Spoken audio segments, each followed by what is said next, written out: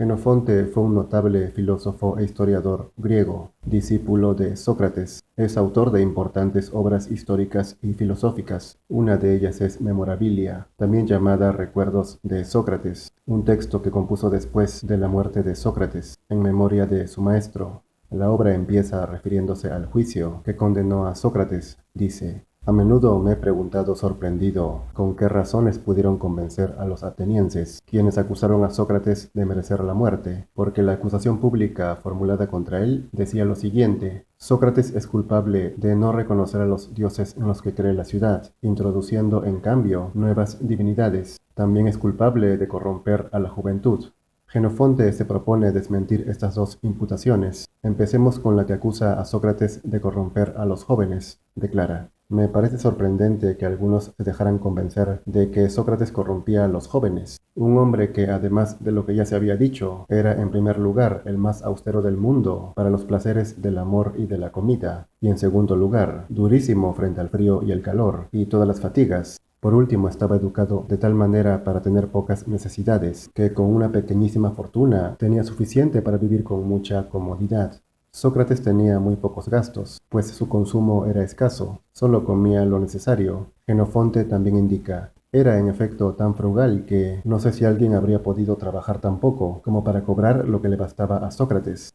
Sócrates era el modelo de sabio al contentarse con lo suficiente, con lo necesario, es decir, con poco, tal como sentenció el eximio Lao Tse. La persona sabia se esfuerza en tener suficiente comida y no en tener muchas cosas, y ella, contentándose con poco en el mundo de la materia, escoge lo primordial. Básicamente lo primordial es la comida y un hogar, el resto es secundario. Las cosas materiales alejan del cultivo espiritual, advirtió Séneca. Aligérate de cargas enojosas. Nada de lo que poseemos es necesario. Precisa volver a la ley de la naturaleza. La naturaleza pide muy poca cosa, y el sabio se acomoda a la naturaleza. El sabio quiere ser rico por dentro. La riqueza espiritual es su meta, prosigue Jenofonte. ¿Cómo entonces una persona así habría podido hacer impíos a otros, o delincuentes, glotones o lujuriosos, o blandos frente a las fatigas? Más bien apartó a muchos de estos vicios, haciéndoles desear la virtud, e infundiéndoles la esperanza de que, cuidándose de sí mismos, llegarían a ser hombres de bien. Aún así, nunca se las dio de maestro en estas materias, pero poniendo en evidencia su manera de ser, hizo nacer en sus discípulos la esperanza de que, imitándole, llegarían a ser como él. Sócrates mismo era la evidencia de sus enseñanzas. Su forma de vivir demostraba sus palabras. Sus alumnos le admiraban. Muchos se inspiraron en él para ser virtuosos, ejemplares. Antístenes, Aristipo, Euclides formaron sus propias escuelas de virtud socráticas. Diógenes heredó parte de su forma de ser. Platón continúa: por lo demás, nunca descuidó su cuerpo y reprochaba su descuido a los que se abandonaban. Así desaprobaba el comer en demasía para hacer un trabajo excesivo, pero aceptaba trabajar proporcionalmente a lo que el espíritu admite de buen grado, pues decía que este régimen es suficientemente sano y no estorba el cuidado del alma. Sócrates pensaba sobre todo en la salud del alma, lo cual no significaba descuidar la salud del cuerpo. Si cuidaba su cuerpo, lo hacía pensando en el bien de su alma. Pues como dijo el Sócrates de Platón, el cuerpo se cuida con el alma, que si es o se vuelve mala, no estará en condiciones de cuidar bien de nada. De Sócrates también es la máxima: comer para vivir y no vivir para comer. Comer en demasía solo sería admisible si alimentara el alma, el interior, pero como solo agranda el cuerpo, es innecesario para el cultivo espiritual, que es el fin principal. Prosigue: tampoco era afectado ni presumido en el vestir ni en el calzar, ni en su régimen de vida en general. Nunca fomentaba la codicia en sus discípulos, pues además de liberarles de otras apetencias, no intentó cobrar dinero a los que deseaban su compañía. Rodeándose de esta abstención, pensaba que aseguraba su libertad. Es decir, para que después tampoco le pidan nada a él, material claro, pues su sabiduría siempre estaba dispuesto a obsequiarla. Sócrates era sencillo, realmente modesto en su aspecto. Sus ropas parecían harapos, pero estaban limpios. Se ajustaba a la sentencia de Séneca: que no esté sucia nuestra ropa, pero que tampoco resplandezca. Lo importante lo tenía en su interior. Su espíritu era su riqueza, a diferencia de otros intelectuales presuntuosos, los sofistas sobre todo, que andaban bien vestidos y adornados, cobraban por sus conocimientos. Así continúa: En cambio, a los que aceptaban un salario por su conversación, les acusaba de venderse como esclavos, porque se obligaban a conversar con aquellos de quienes recibían dinero. Se sorprendía de que hiciera dinero uno que predicaba la virtud, en vez de pensar que la mayor ganancia era adquirir un buen amigo. En efecto, Sócrates no lo hacía por el dinero, disfrutaba enseñar, disertar, encaminar e instruir a los demás.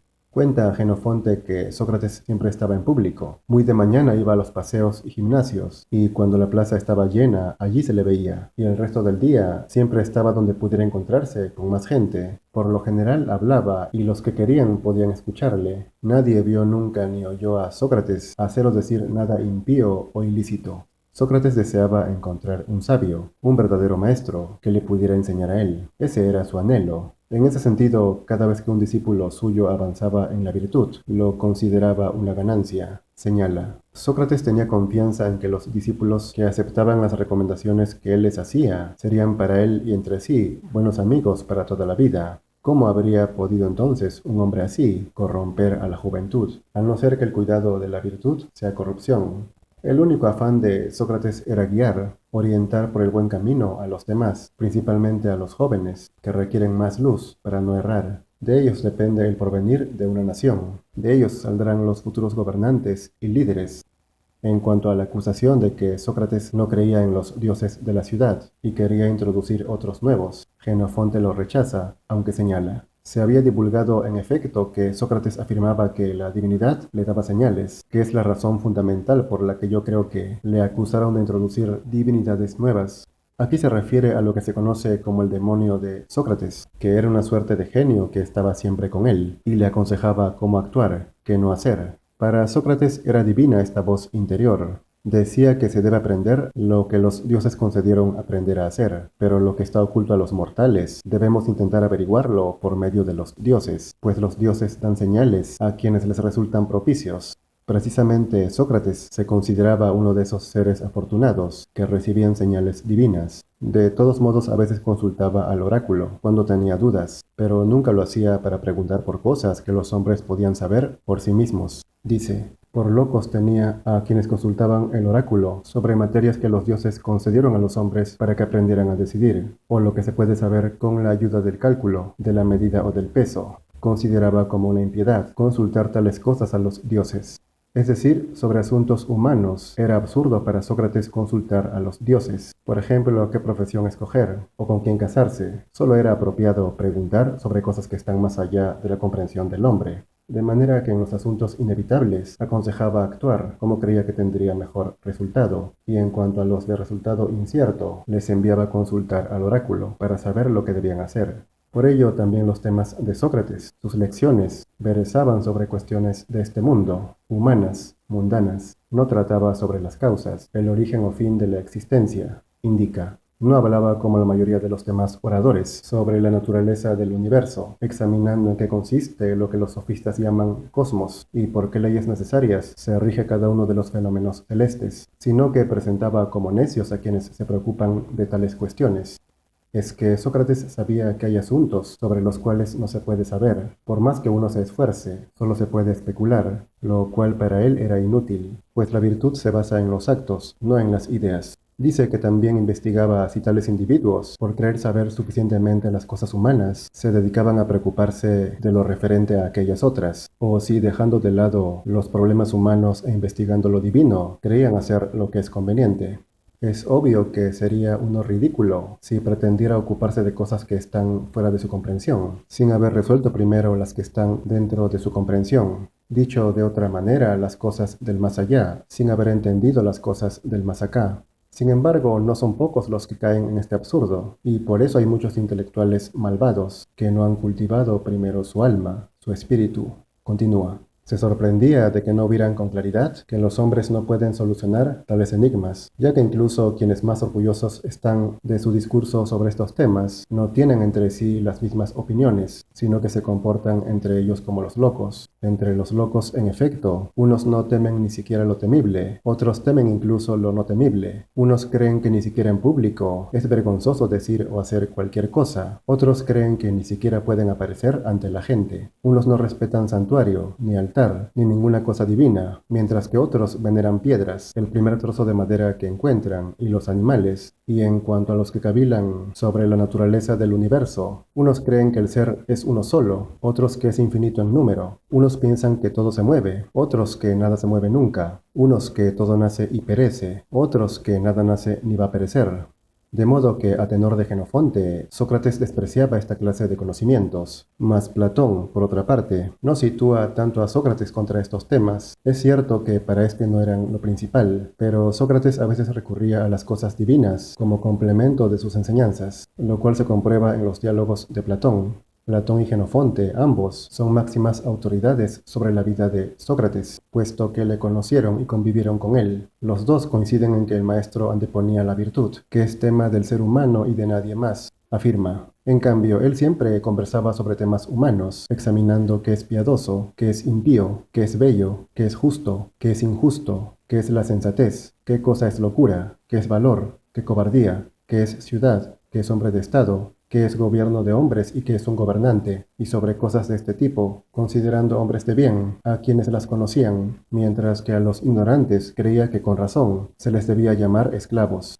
En fin, Jenofonte entiende que los jueces que condenaron a Sócrates se equivocaran en cosas que no se conocían de él, o que solo sabían sus más allegados, pero en los asuntos que eran públicos, ¿cómo pudieron no ver la verdad? Relata que una vez cuando Sócrates fue consejero, le tocó presidir el Consejo de los 500, que era una especie de comisión permanente que trataba asuntos públicos. Cuando el pueblo quiso condenar a muerte ilegalmente a 9 generales, Sócrates se opuso a ello, puesto que lo consideró injusto, a pesar de que la asamblea se irritó contra él y muchos poderosos le amenazaron. Prefirió ser fiel a sus principios, ser justo, sin importar que todos estén contra él. Y así Jenofonte concluye. Por ello me sorprende que los atenienses se dejaran convencer de que Sócrates no tenía una opinión sensata sobre los dioses, a pesar de que nunca dijo o hizo nada impío, sino que más bien decía y hacía respecto a los dioses lo que diría y haría una persona que fuera considerada piadosísima. A menudo Sócrates aludía a los dioses, no hablaba de ellos, solo los nombraba, como diciendo que siempre hay que tenerlos presente, aunque no se sepa nada de ellos, pues el hombre por su naturaleza limitada es incapaz de comprender a la divinidad. Por eso decía también que nada se puede saber. En la Apología Platónica declaró: solo Dios es sabio, y la sabiduría humana vale bien poco o nada.